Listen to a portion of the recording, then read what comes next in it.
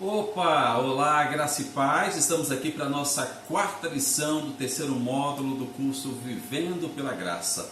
E nesta aula tem um assunto que eu gosto muito, sou apaixonado por ele. Foi uma das revelações que eu recebi do Espírito Santo de Deus e que mudou a minha vida. Isso me traz um entendimento claro do tempo que eu estou vivendo hoje, o tempo da graça de Deus. Isso me traz o verdadeiro sentido de ter existido a lei, a aliança da lei, os profetas, porque todos eles me levaram até Jesus. E a revelação da glória da última casa é fantástica para a nossa vida. É o tema da nossa aula de hoje.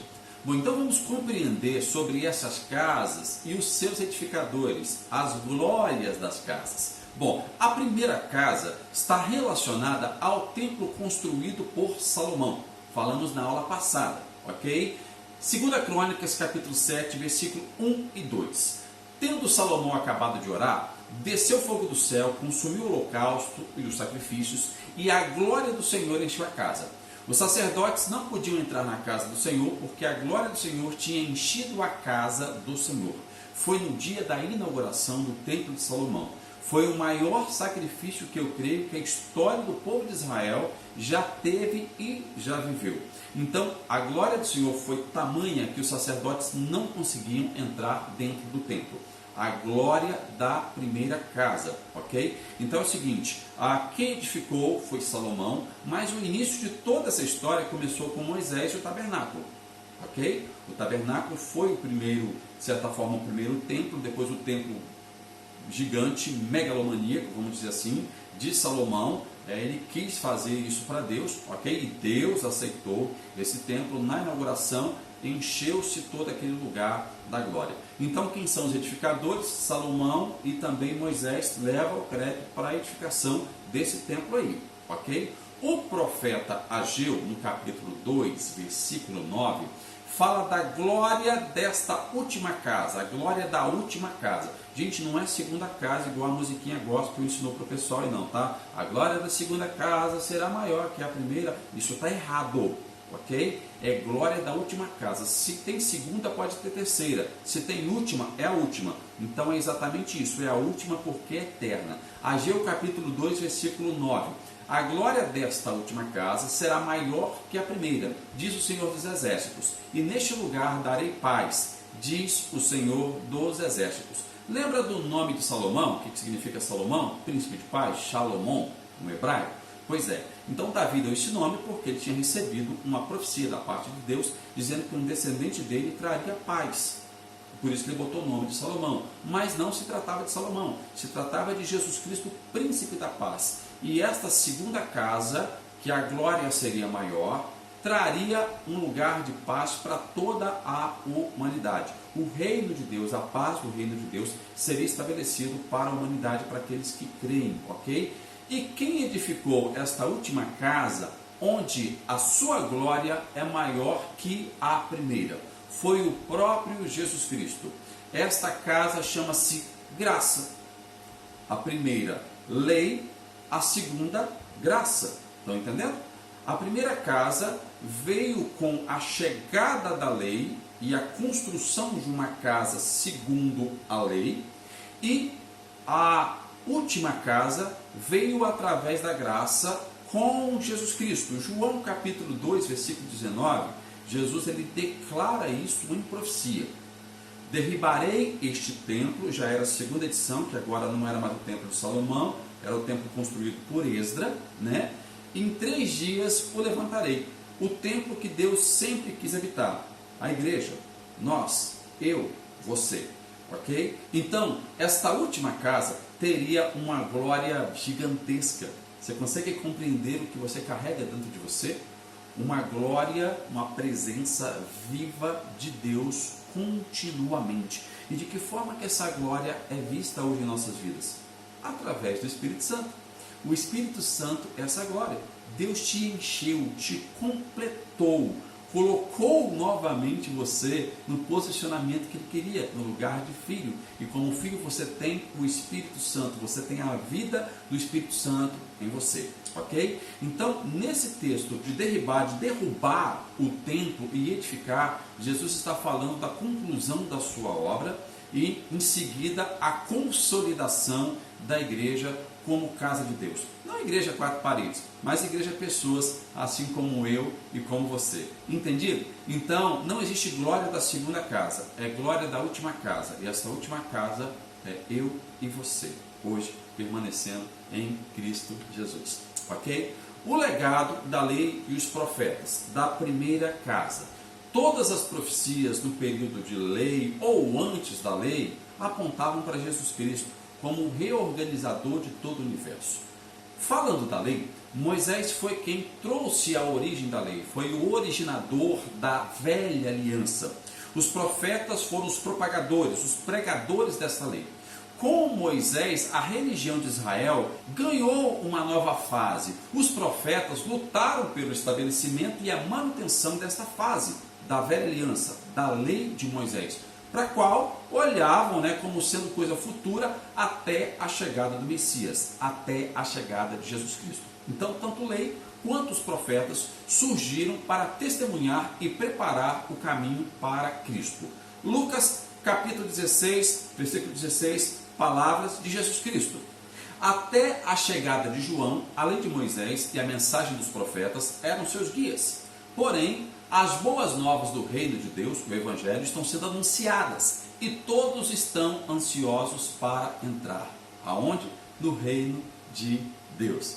Então, o próprio Jesus disse que tanto a lei quanto os profetas vieram para testificar e para testemunhar a chegada dele, a obra dele, o Evangelho a qual ele trouxe para nossas vidas. Mas é importante a gente saber um pouco sobre os profetas messiânicos, né? Eu quero começar com Melquisedeque. Você pode acompanhar aí no livro de Abraão, que eu já deixei disponível para você. Pode acompanhar também no livro do Universo, ok? Enoque, através do livro de Enoque. Moisés, Samuel, Davi. Sabia que Davi foi um dos grandes profetas messiânicos? Foi um dos caras que mais falou a respeito de Jesus Cristo? Dá uma olhadinha nos salmos dele para você ver e entender o que eu estou falando. Depois tem Jeremias, tem Miqueias, tem Isaías, o grande profeta messiânico, Oséias, Zacarias, Ageu e Joel. E esses foram os profetas messiânicos. Tudo era preparação. Então, o testemunho a respeito de Cristo sempre foi e sempre será verdadeiro, tanto na lei quanto aos profetas. João capítulo 5, versículo 31 ao 47. Vamos ler? Se eu dou testemunho a respeito de mim mesmo, o meu testemunho não é verdadeiro. Outro é quem dá testemunho a respeito de mim. E sei que o testemunho que ele dá a respeito de mim é verdadeiro. Vocês mandaram mensageiros a João, e ele deu testemunho da verdade. Eu, porém, não recebo testemunho humano, mas digo essas coisas para que vocês sejam salvos. Jesus não andava segundo aos padrões de homens. Ele não queria agradar homem, ele queria agradar a Deus. Jesus foi um homem segundo o coração de Deus. Viu a ligação dele com Davi? João era a lâmpada que estava acesa e iluminava. E por algum tempo, vocês quiseram se alegrar com essa luz.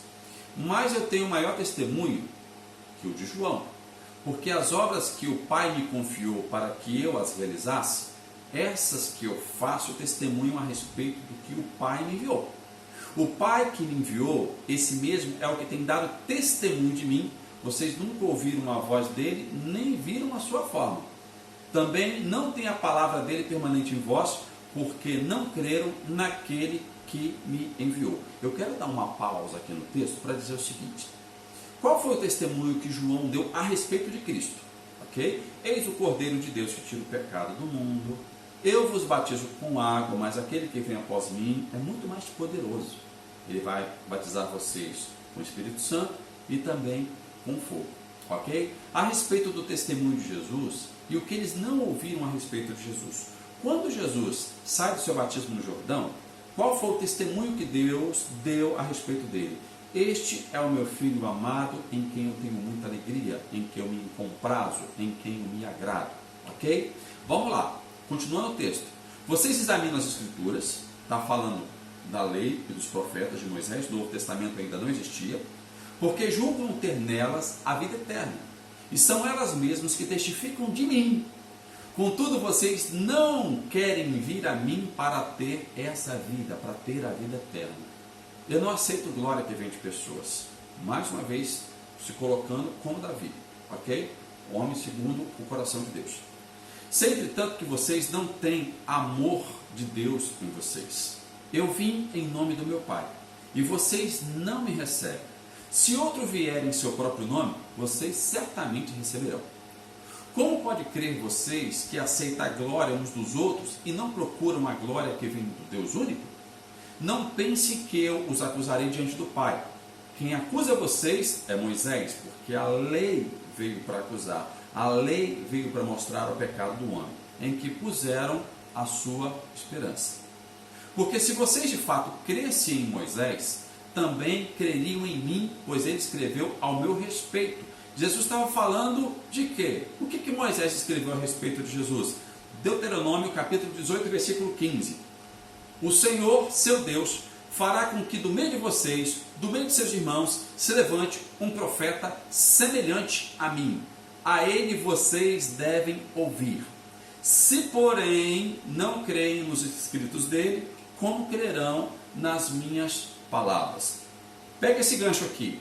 A ele vocês devem ouvir. Ok? Deuteronômio 18:15. Jesus estava falando sobre o que Moisés escreveu a respeito dele. Ok?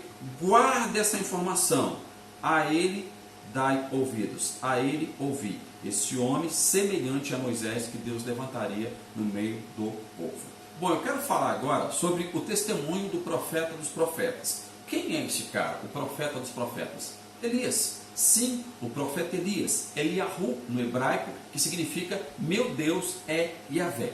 Elias, ele profetizou, teve ali o exercício do seu ofício durante o reinado do rei Acabe, casado com Jezabel. Deram muito trabalho para Elias, né? Porém, Elias é o profeta respeitado não só dentro do judaísmo e também no cristianismo, não, ok?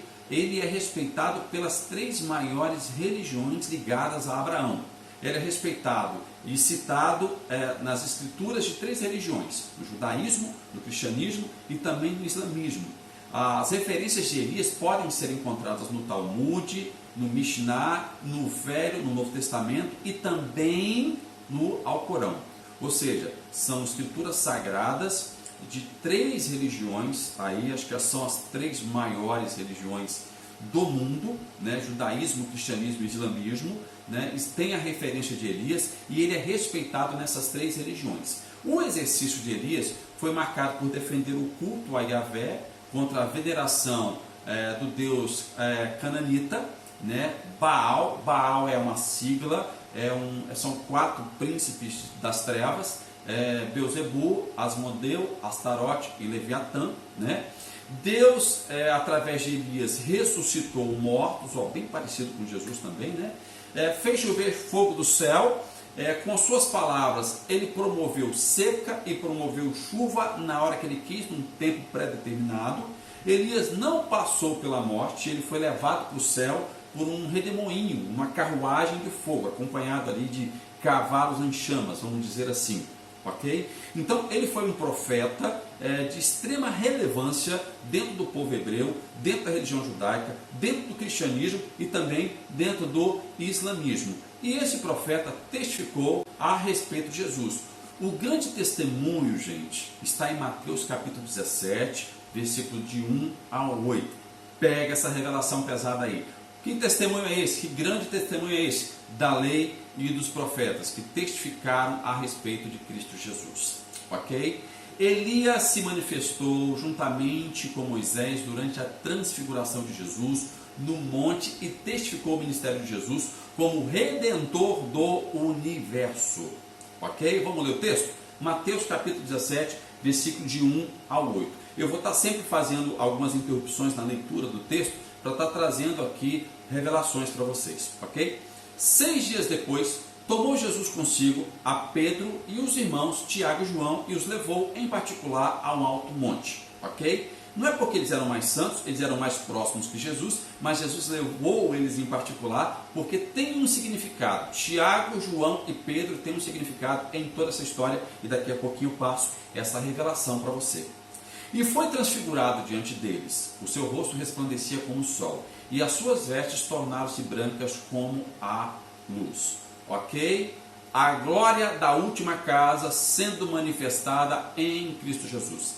Lembra quando Moisés recebeu a lei, a primeira casa, ok? Foi depois concretizada com o templo. Entenda que a glória tomou todo o templo. A glória da primeira casa foi com a inauguração do templo, ok? Mas veio com a lei, tanto que Moisés veio com o rosto resplandecente. Passou por um curto espaço de tempo, tanto que depois ele teve que tampar o rosto com véu para que as pessoas não pudessem ver que a glória tinha saído da vida dele. Então, Jesus agora é transfigurado, vem uma glória sobre ele e ele resplandece como o sol. A glória da última casa sendo manifestada pelo seu edificador, Jesus Cristo. E eis que lhes apareceram Moisés e Elias, a lei e os profetas, falando com ele. Então disse Pedro a Jesus: Senhor, é bom estarmos aqui. Se queres, fareis aqui 3 tendas. Uma será tua, outra para Moisés e outra para Elias. Não dá para misturar lei com graça. Não dá. Eles só vieram testificar sobre Jesus. Pedro queria manter a mistura, lei e graça. Não dá para manter a mistura, lei e graça. Nós vivemos pela graça através de Jesus Cristo. Então, quando Pedro ainda falava, uma nuvem luminosa os envolveu. Envolveu quem? Moisés, Elias e Jesus. E eis vindo da nuvem uma voz que dizia: Este é o meu filho amado, em que me comprazo, a ele ouvi. Lembra da profecia de Moisés em Deuteronômio que eu pedi para você guardar? Ela está aqui agora sendo testificada pela boca do próprio Deus. E quem estava testemunhando isso com Cristo Jesus? A lei e os profetas, Moisés e Elias. A glória da última casa será maior que a primeira. Então, ou seja, Moisés passou o cajado, Elias passou o cajado e agora Jesus Cristo seria a palavra de Deus, a quem todos deveriam dar ouvidos, a quem deveríamos colocar os nossos olhos. E ouvindo os discípulos, caíram de bruços, tomados de grande medo. Aproximando-se deles, tocou-lhe Jesus, dizendo: Erguei-vos, não temais, não tenha medo. Então eles, levantando os olhos, a ninguém viram, senão Jesus. Ou seja, acabou o tempo dos profetas, acabou o tempo da lei.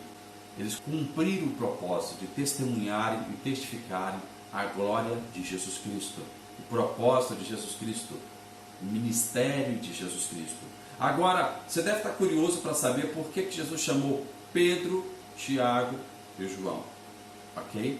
Bom, a palavra João no hebraico significa graça. A palavra Pedro, pedra. E a palavra Tiago, substituto. A graça substitui a lei. Uau, poderoso, estou arrepiado. Isso é demais. Isso me traz muita alegria porque testifica isso no meu coração. Espero que esteja testificando também no seu coração. A graça substitui a lei. Foi exatamente o que aconteceu no Monte da Transfiguração. E a glória da última casa se manifestou de uma vez por toda para permanecer no meio da humanidade. É por isso que nós precisamos entender e viver por essa graça maravilhosa. Então Jesus é o Rei dos Reis, o sumo sacerdote eterno e o profeta da igreja.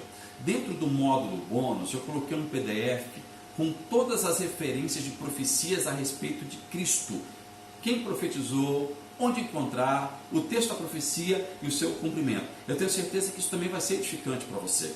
Ok? Gente, muito bom poder estar falando com vocês a respeito disso. Assim nós encerramos a nossa 4ª aula, a glória da última casa.